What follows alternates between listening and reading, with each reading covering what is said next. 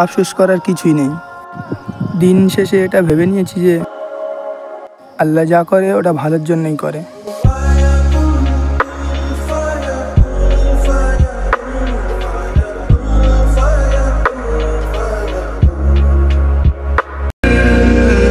একটা কথা একদমই সত্য, মানুষ সবসময় তার শখের মানুষকে হারায়।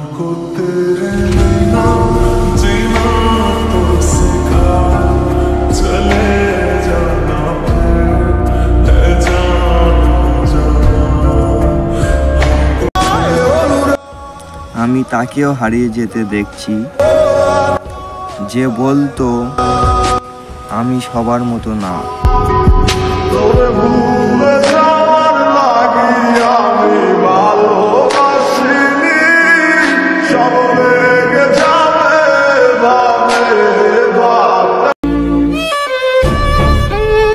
আমার কাছে তো শুধু ফটো আছে তোমার, ভাগ্যবান তো সে যার কাছে তুমি আছো, যাকে তুমি ভালোবাসো।